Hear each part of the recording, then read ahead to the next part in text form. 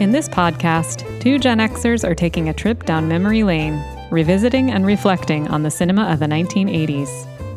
We'll look at the hits and the flops, the studio blockbusters and art house indies, the critically acclaimed, and the universally reviled.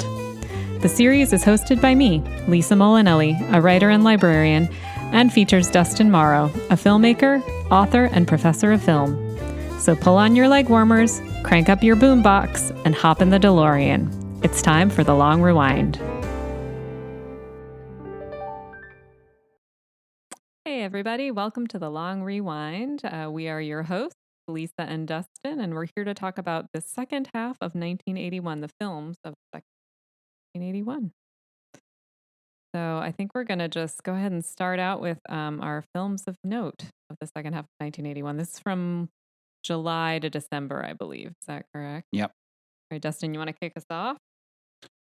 Sure. There were a number of really great movies from this period. So my list is long, and so I will try to be expedient, and we'll talk about some of these more than others, and mention some of these just really in passing, even though they are films that perhaps we have a great fondness for. Mm-hmm.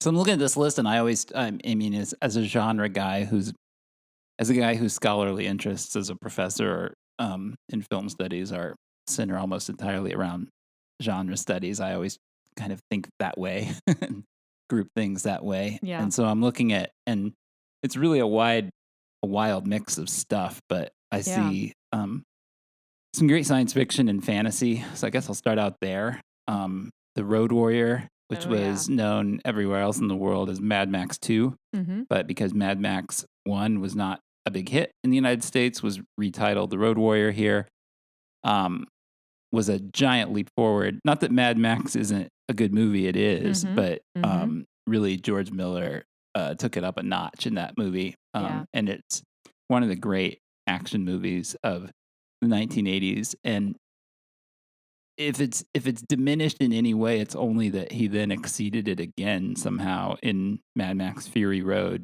30 years later. I was just going to say, can we talk about how great George Miller is at these movies? I mean, they're incredible. Yeah, I mean, there's really there's no one in film history who does kind of auto-centered action sequences like George Miller does. And so true.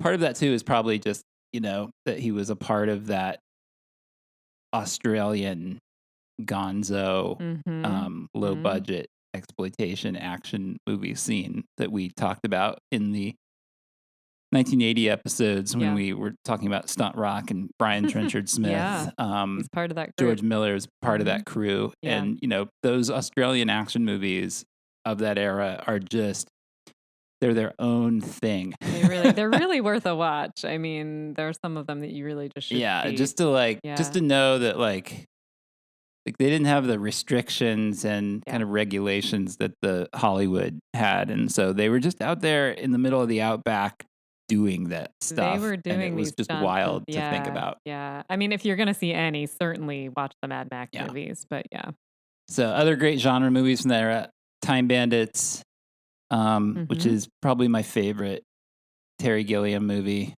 I just love it. Yeah. I loved it as a kid, even though I didn't totally get it. I still There's a lot going on in that movie. But yeah.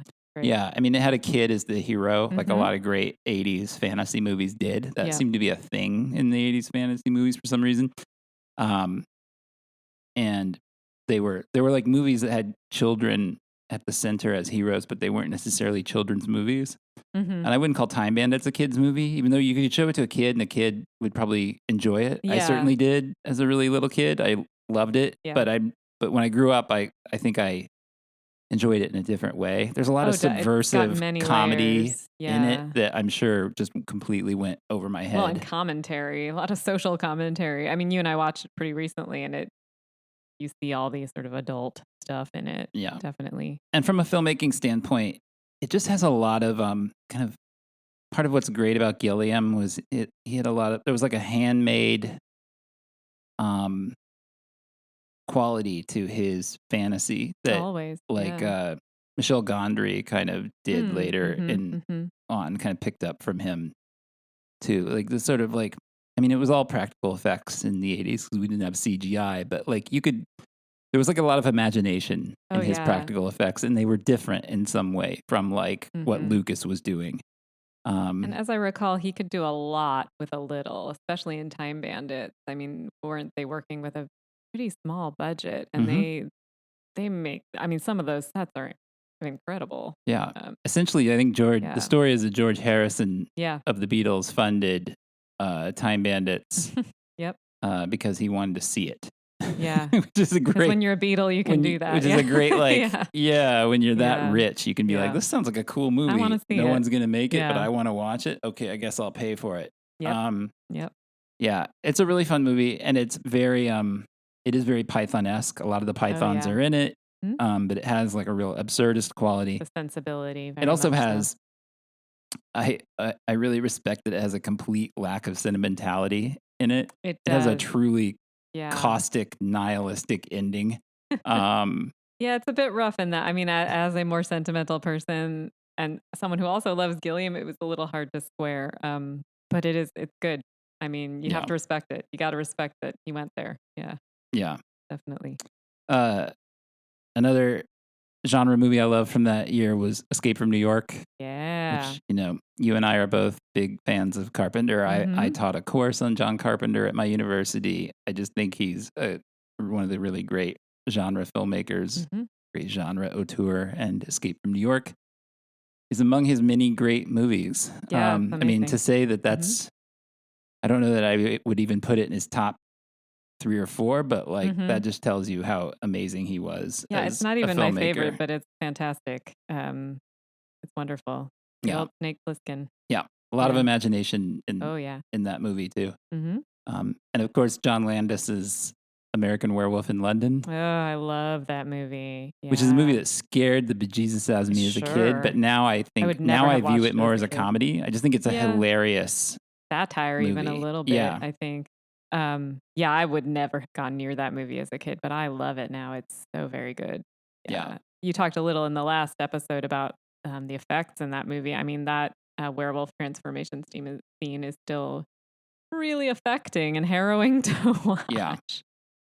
So, it's and part of it too is like, it's not just that the effects are great. Oh no, not at all. Actually, it might be the first, maybe I'm wrong, but it might be the first kind of portrayal of that transformation as being really painful. Yeah. So you hear the sound design in that scene is really great too. Like you hear his bones snapping as he transforms, and he just seems like he's in physical agony. Yeah. It's a great black comedy. The reappearances of his friend Griffin Dunn, who was murdered, and every time he shows up, he's more deteriorated as a corpse. That's great. It has a real melancholy. Yeah, it's got this very like too. There's a real Americans sadness to it. Britain, like he's doomed from the beginning. Like true.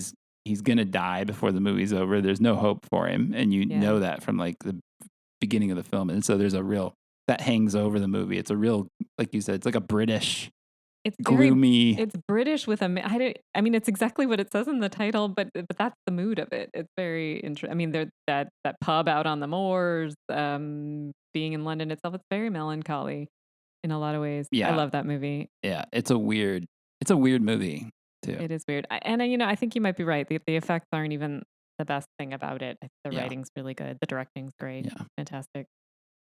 And I mentioned a handful of movies too, which I think were kind of important in that era, even though they're not particularly important to me personally. But like, Enter the Ninja was a huge hit. It was a Cannon Films Golden Globus production, and it was the first ninja movie. And there were better ninja. As a fan of ninja movies, I can tell you there were many made after it that were better. It's not a really good ninja movie, but it was the one that launched the ninja craze of the 1980s.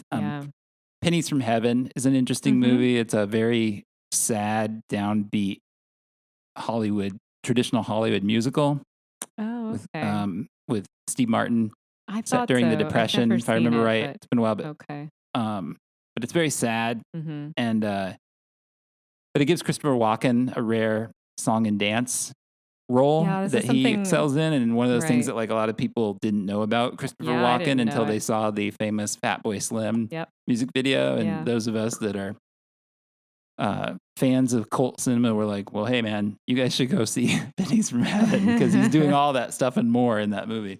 I should see this. I've never seen Pennies from Heaven. I've heard about it. I didn't realize Christopher It's an Walken had easy a movie dance to scene. admire and a tough film to like enjoy. I would say Interesting. that. Yeah. Yeah. Taps came out in '81. That was the movie that really Tom Cruise had appeared in a Yeah. very brief, like one scene role in Endless Love. Which as is a also this regional year, I actor, believe, in but 1981. was it? Yeah, I think it's in 81 also.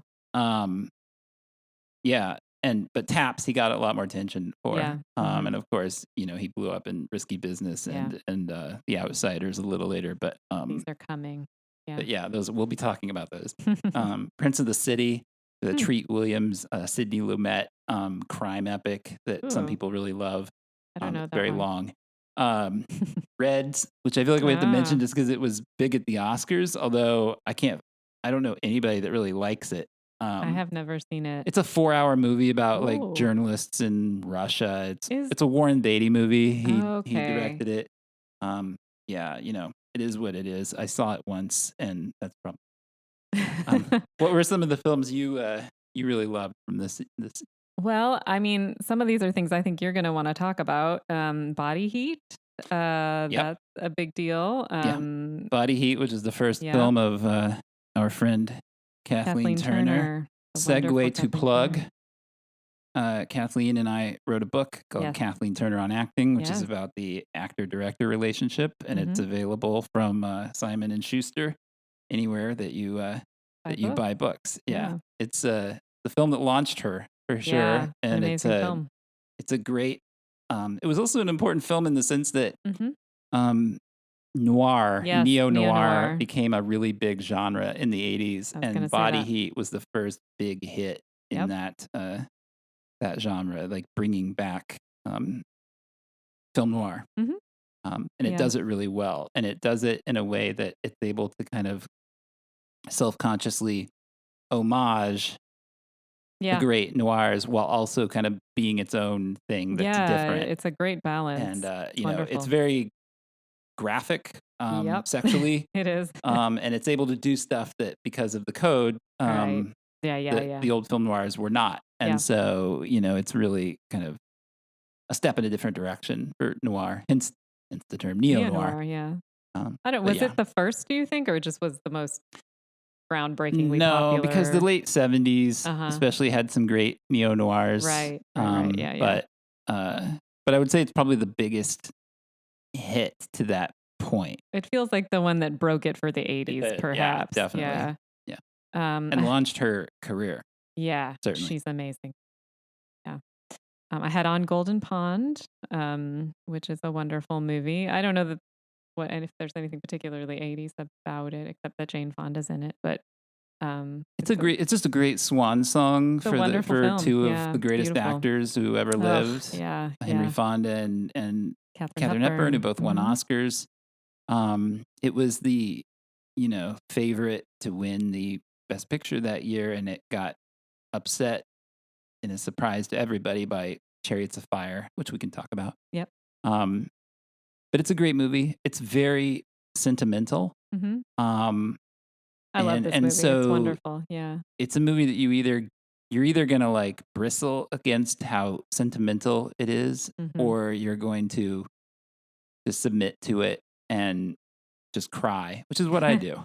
I mean, I love it. I love On Golden Pond. I don't know if I saw it for the first time today, I don't know that my reaction to it would be the same, but I saw it many times as a kid, and it always made me cry. And I think it's a beautiful movie, and I can't separate that growing up with that movie from whether I think it's too mawkish. That's so interesting. I guess I never thought of it as too mawkish. I don't think it's a sappy film. It has some bite, a little bit of bite to it for sure. I wouldn't say it's overly sentimental. Also a movie that you and I kind of want to live in.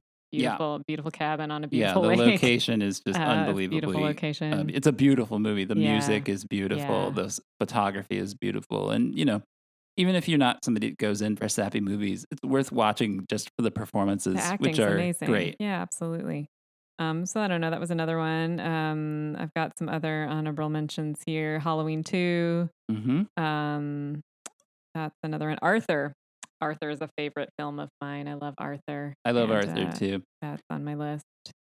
That's interesting that I think you and I have talked about this before, but they did remake Arthur with Russell Brand some years ago. And I did see it. Yeah, you and did. I can't remember whether he was a drunk in it, but I'm thinking maybe he wasn't. I'm thinking maybe he was just like an irresponsible madcap rat. kind of a but guy. I didn't know like whether, I mean, Arthur came out in 1981, so it was kind of pre Nancy Reagan, Mothers Against Drunk Driving. Right.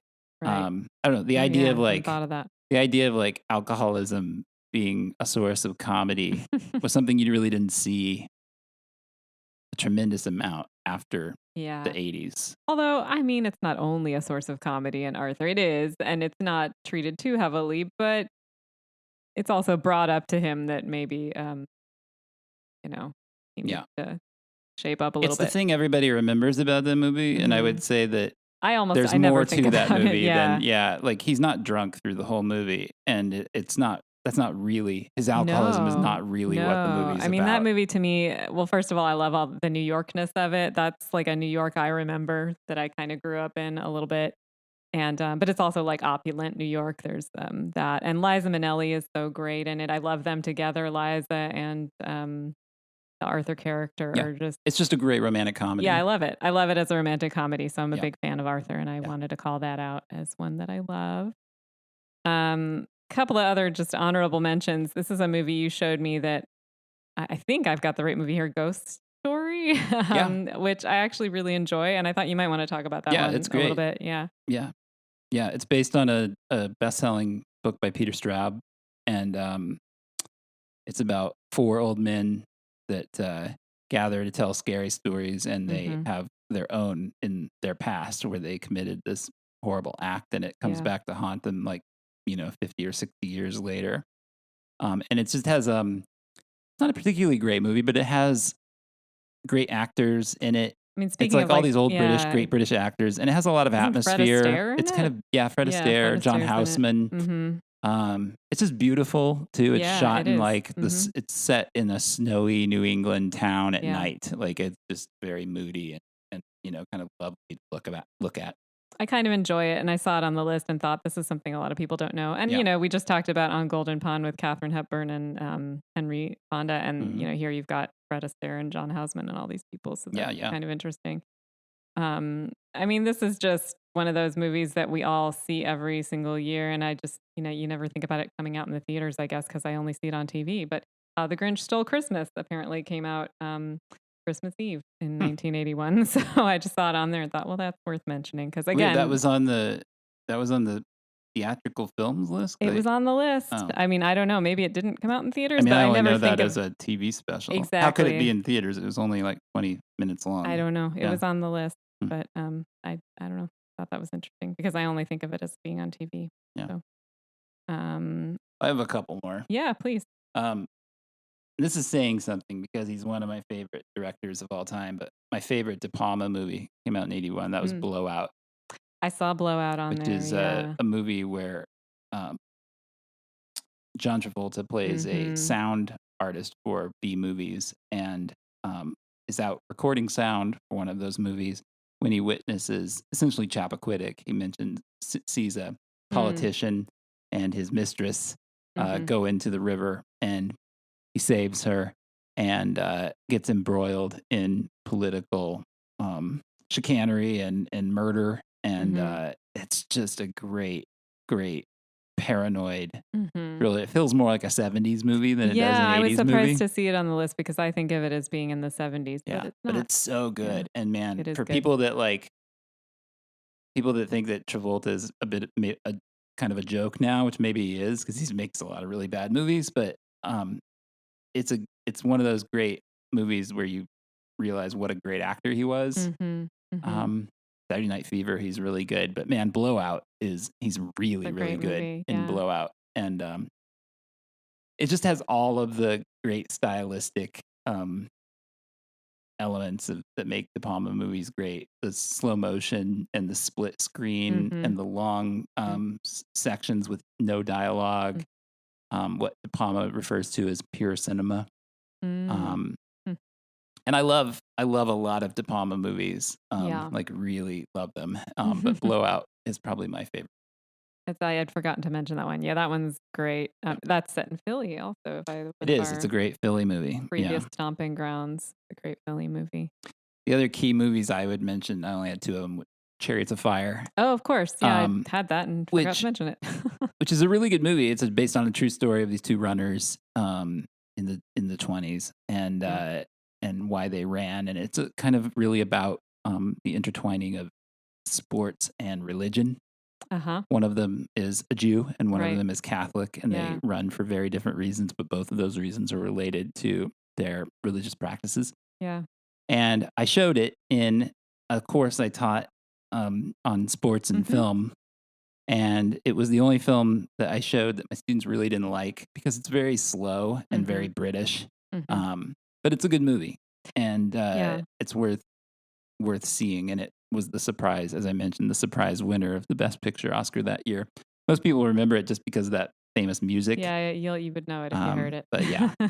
I mean, this is one of those movies that has just been on my list to see forever. Oh, you haven't seen it? I've never seen Chariots of Fire. You would like it. It's I very British like and very period, which are your things. I love those things. But yeah, it's one of those movies that we all know about, and I haven't seen, kind of like a classic book that I really need to read that. I should see that movie. Yeah, that was on my list too. And the other movie I had on my list was Mommy Dearest, which is really like I forgot. I didn't see that. It's like the camp classic of the 80s. Yeah. No More Wire Hangers. I mean, there are a lot of famous scenes. That's the most famous one.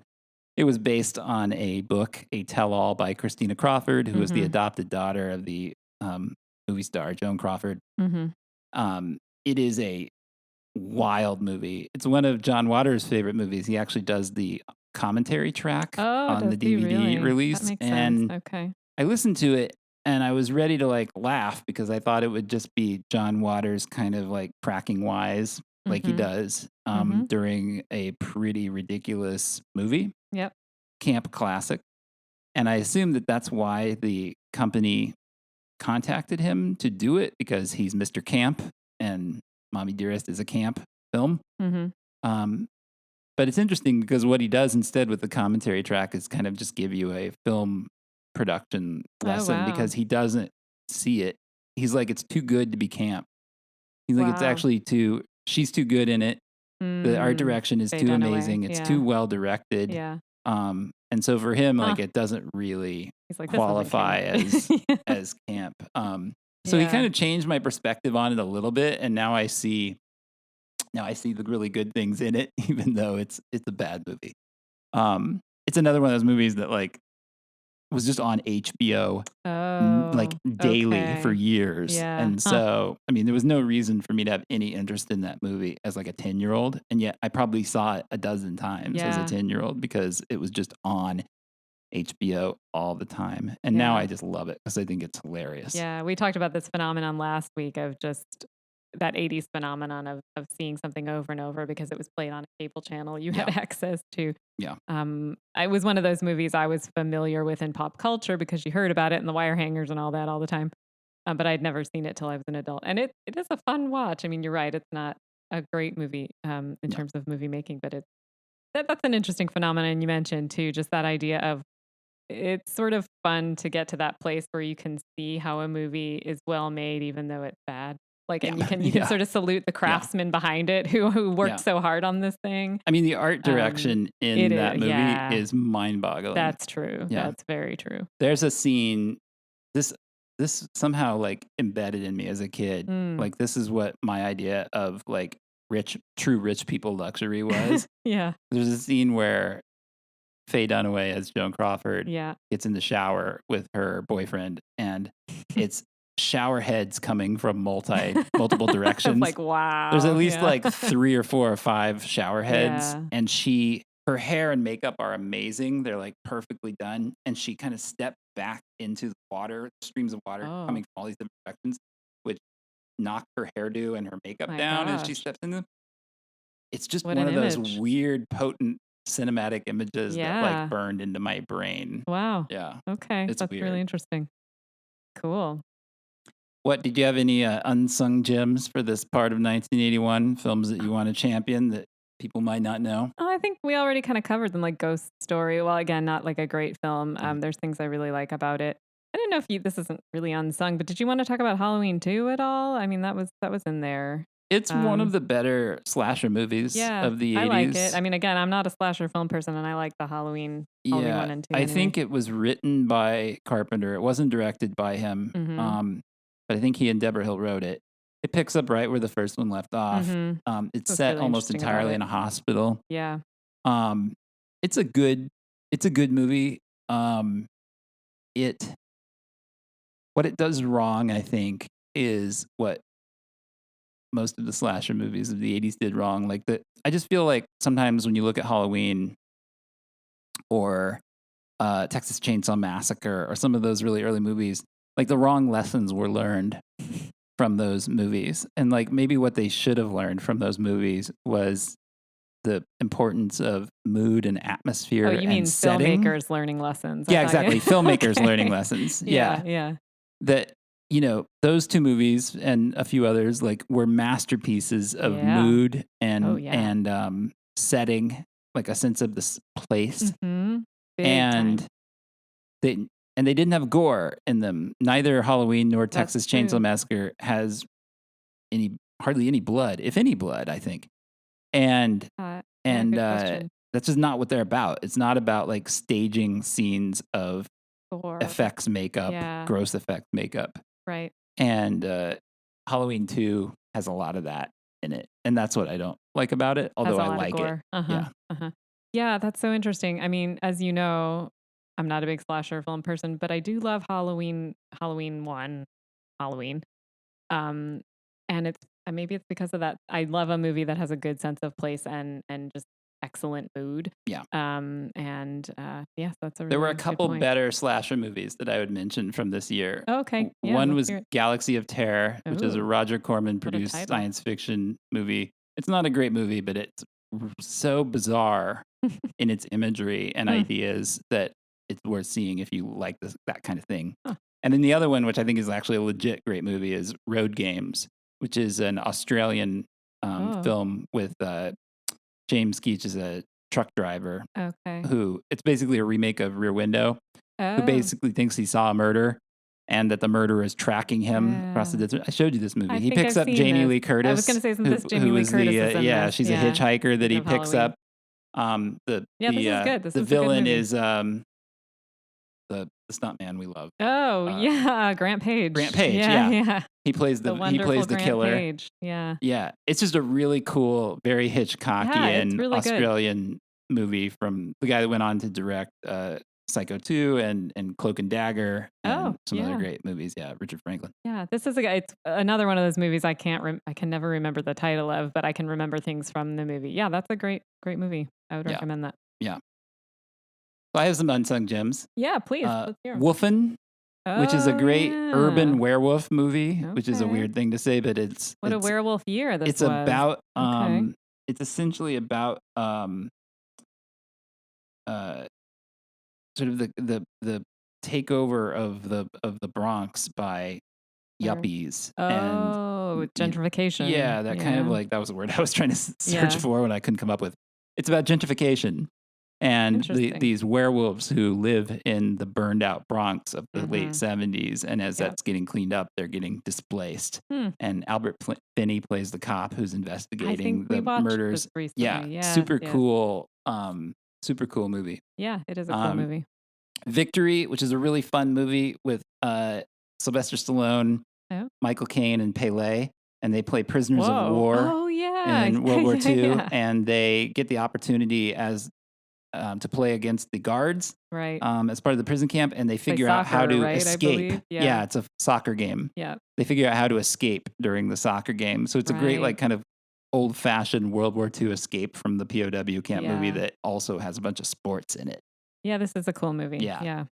Heavy Metal, which is an animated, I had a feeling this would come up. episodic animated movie made by a bunch of Canadians. All the people involved in SCTV were involved in it. Ivan Reitman, and it's based on the book, the comic book that was loved by prepubescent boys who like to see dragons and swords and naked ladies, which is essentially what you get in Heavy Metal for 90 minutes, along with like great heavy metal music from the era. It is what the title says. Yeah. So, whatever. I was a boy once, and I'm still a boy, and so it's a cult film worthy of note for sure. For sure. There was a fun romantic comedy with John Belushi called Continental Divide that I liked. That first showed his range as an actor. There was a little more to him than just like food fights. Not that wasn't great, but it's a very charming movie. It is. Directed by Michael Apted, I think, if I remember right. Yeah, and Southern Comfort, which is an absolutely badass action movie by Walter Hill. Very moody, very atmospheric, about a group of National Guardsmen who are on a weekend training thing in the swamps of Louisiana, and they run afoul of some moonshining, backwoodsmen who start hunting them and picking them off one by one. And it's kind of a slasher movie in its own way, but it's a very it's just a very cool action movie. And Walter Hill is like the king of that genre from that era. Walter Hill, for those of you that don't know, directed The Warriors and The Driver and 48 Hours and Streets of Fire and a lot of great action movies we'll be from that talking era. about a lot of these, I assume, as at least the ones in the 80s as the time goes on. Yeah. Did you have any sort of so bad it's good or B movies that you really loved? I didn't, but I bet you do. Just a couple that we haven't mentioned. I mean, several of them I just mentioned, but yeah. I find Endless Love to be endlessly hilarious. I had a feeling you might want to talk about Endless Love. I just think it's such a like it's a truly ludicrous movie. And like I find a lot of old, anyone who's a fan of that genre does, like melodramas from the 40s and 50s in Hollywood. Some of those were really so insane. Those like Douglas Sirk kitchen sink melodramas. Yeah. And Endless Love is like the 80s version of that. Yeah. And there weren't a bunch of those made in the 80s. And so, take it where you can get it. You like that kind of genre. But the whole idea that like he essentially it's like a teenager gets dumped by his girlfriend. Brooke Shields, by the way. Of course. Yeah. And his way of winning her back, Tom Cruise gives him this idea that he should go light their house on fire and then rush in and say, "Your house is on fire. I'm here to save you."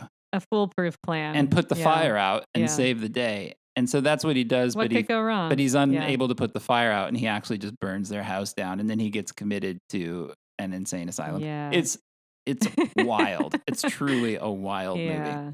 And then the other one that I really love is a movie called Looker. Oh, it's a very early How did I miss Looker? Michael Crichton I love sci-fi movie. Yeah. About Finney that again. Really, like all Michael Crichton writing and films, it foresaw stuff that of course came true later. And it's essentially about advertising. It's a satire about advertising and how to the smallest detail corporations would monetize our attention and by breaking down images and sound into and customizing it to appeal to you in a way that you can't resist it. And it's also just got some cool sci-fi ideas in it. Like there's a gun that shoots a flash of light that causes you to lose consciousness or to freeze in your tracks for 2 minutes. Oh, okay. Which allows them to do things like, they can shoot the gun in your eyes and you freeze, and then they run up and punch you in the gut without you being able to defend yourself. And you lose a bunch of time. There's there's a whole car chase where they're trying to shoot these guns at each other, knowing that if you see this flash of light and you're going to lose consciousness behind the wheel of a fast-moving car, you're probably going to die. There's just like some really wild action in it based around like really cool science fiction ideas, which again is another thing that Crichton did better than almost anybody in that period. That's a great movie. I missed it on the list. That's definitely worthy of note. Did you have any rewindable moments? Favorite scenes from some of these films? I mean, I think we mentioned American Werewolf in London, and I think there are quite a few in there. Obviously, there's the transformation scene, but there's oh gosh, yeah. I mean, I don't know if you'd want to rewind this, but there's that really intense scene, sort of Nazi scene, essentially. Yeah, the dream. The dream sequence. I forget whose dream it is, but it's the main characters. It's David Naughton's. Yeah, it's sort of this like bucolic suburban scene, and then these really horrific Nazi monsters essentially break in, and it's just really arresting. There's a lot of, I don't know if you have other sort of moments from that movie. I mean, that scene, I mean, I saw this movie way too young, and that scene really disturbed me. I had a lot of nightmares about that scene. It's really like grotesquely gory, and it's disturbing now, I think. Yeah, it's just and it's part of it is just its weirdness. It's such a weird scene. It has nothing to do with werewolves. Nope. It's just a disturbing scene about his sort of psychosis. That I mean, it contributes, I think, to the mood of the film. It's not just apropos of nothing, but it's wild. Yeah, it is really wild. Yeah. Yeah, I love on Golden Pond, I love the scene where Billy takes the wooden boat out for a joyride. I was thinking of that. It's just one of the most beautiful, lovely 5 minutes of movies in the 80s. Yeah. Like literally beautiful. Like beautiful to look at. Beautiful to look at. It's just, you just want to live inside it. Totally. The scene from Time Bandits, I mean, that's an episodic movie, and you could pick out any of the scenes from that movie, and they're all great. But my favorite is when they escape from the hanging cages at the end of the scene, when Evil puts them in these 2 cages. It's like in a black void. Yep. And I won't spoil it if you haven't seen it. They have an incredibly really the cages are just hanging in nothingness, and they are about 40 or 50 feet apart from each other. And there's like 5 of them, and the bandits just come up with the most creative and crazy way of escaping. Yeah. It's just one of the coolest ideas that characters have had in a movie, and it's just really cool how they get out of that jam. There's a scene in Blowout where Travolta takes these photographs of the car chase. Somebody happened to be there photographing it, and they print the photographs of the car frame by frame going into the river. And he cuts those out of the notebook, and he makes a flip book out of them, and then he takes the audio of the crash that he recorded, and he syncs up that flip book with the audio, and it's just this very long wordless sequence where you just watch him alone in his studio space putting this thing together by hand. And it's really cool. It's like watching a film be made, within the film. And of course, it has a narrative revelation at the end. He learned something by doing it. It's just a really cool. If you love movie making, you'll just love it. Yeah. The whole final sequence of Southern Comfort, which is set in this this remote Cajun village, where the 2 surviving National Guardsmen stumble into the village, and they don't know who the Cajun men who've been hunting them through the whole film are, because you never got a good look at them, and neither did they. Yeah. And so but they know they're there somewhere. And so they're trying to navigate their way into and then out of this village without getting killed. And it's at that point you really realize you're watching that the whole movie's an allegory for Vietnam. And they don't know who the friendlies are and who the enemies are. Ooh. And it has this very great chase sequence that ends in this incredibly surreal moment that I, again, won't spoil, because if you haven't seen Southern Comfort, you should go watch it. Wow. Yeah. Yeah. So those were mine. Do you want to talk about the Oscars and the box office? Do you want to give us the rundown? You want Oscars first or box office? Let's do the Oscars. What were the winners in 1981? Well, you talked a little about this already, but Chariots of Fire won for Best Picture over an upset with On Golden Pond. Mm-hmm. However, Best Actor was Henry Fonda for On Golden Pond, and Best Actress was Katharine Hepburn for On Golden Pond. I mean, come on. How could you not, right? Yep. Supporting actor was John Gielgud in Arthur, one of my favorites from that year. Supporting actress was Maureen Stapleton in Reds, which you mentioned, and Best Director was Warren Beatty in Reds. And the best song of the year was one of my personal favorites, Arthur's Theme, The Best That You Can Do, by Christopher Cross.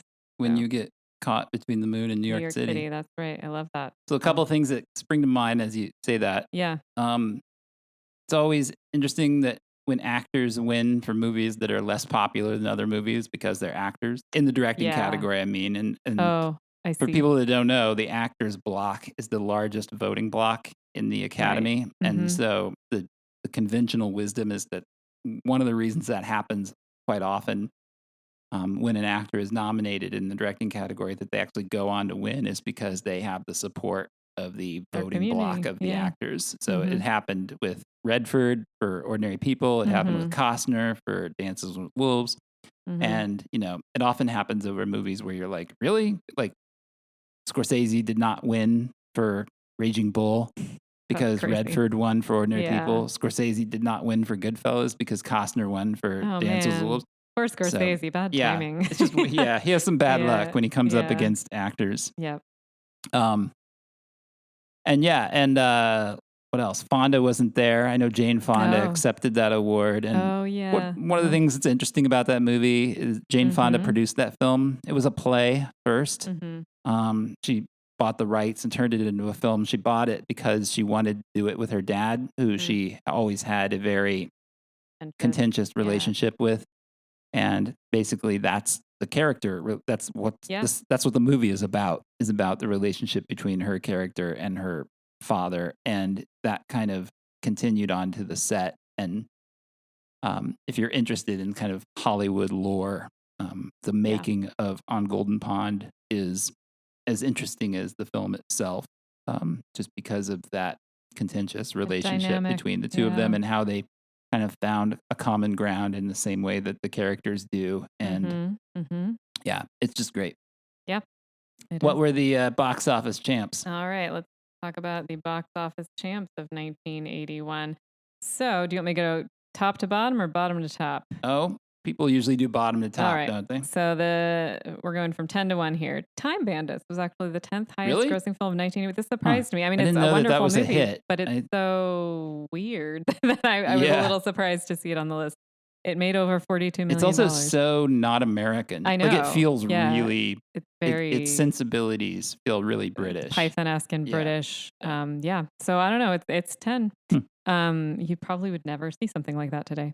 The Four Seasons was number 9. For Your Eyes Only, the Bond film, number 8. Number 7, Chariots of Fire, only number 7 for that one. Interesting. 6. It's also maybe a hard British. Sell for Americans, I suppose. It's also very slow. It's a period piece. Well, and when you see what's in the top 4 or 5, you'll see why. Yeah. Cannonball Run was number 6.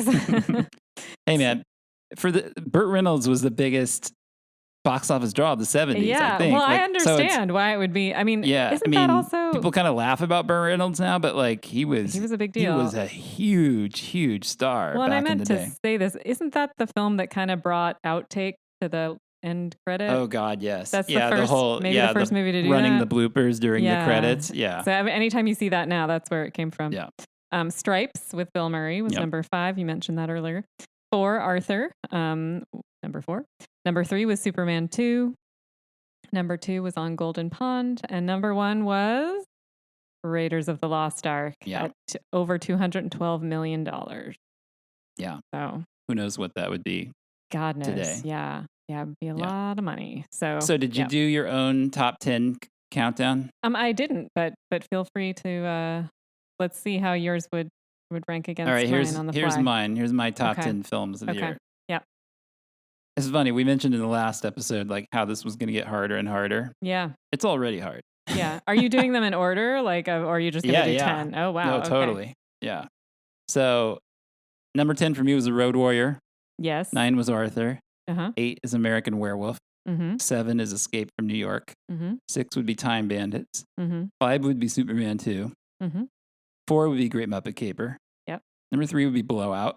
Mm-hmm. Where else do you see Great Muppet Caper and Blowout next to each other That's on amazing. the list? Yes. Number 2 would be On Golden Pond, and number 1 would be Raiders of the Lost Ark. Yeah. Raiders was definitely my favorite movie of that year, but man, do I love a lot of those movies. Here's my honorable mention list. Yeah, let's. It's just as this long. is your honorable mention top 10? Yeah, totally. Okay. Yeah. Excalibur, Modern Romance, Mommy Dearest, Yeah. Body Heat, Wolfen, Heavy Metal, Southern Comfort, Looker Jeez. Thief, Clash of the Titans, and Dragon Slayer. Like, there were a lot of movies What from a good 81 year that this I really was. loved. What a My good honorable year. mention list by the time we get to 1984 is going to be like 40 movies long. Yeah. I think you've covered most of my, what would probably be in my top 10 if I had made one. Yeah. I would put History of the World Part 1 in there Yeah. for me. Did you have Clash of the Titans? I don't Yep. remember. But yeah, I love that so much. It's in my honorable. It'd probably be around 11 or 12 on my list. It just didn't quite crack the top 10, although it's absurd for me to think that because I love it. Yeah. I mean, most of what you'd said in your list would maybe in a different order, but would probably be on my list too, for sure. Cool. Well, thank you for listening, everybody. We will see you in 1982. See you then. You've been listening to The Long Rewind. The program is produced by Dustin Morrow and hosted by me, Lisa Molinelli. If you enjoy the show, please consider hitting the subscribe button, leave us a good review on your podcast app, and tell your friends about the program. We'll see you next time. Thanks for listening.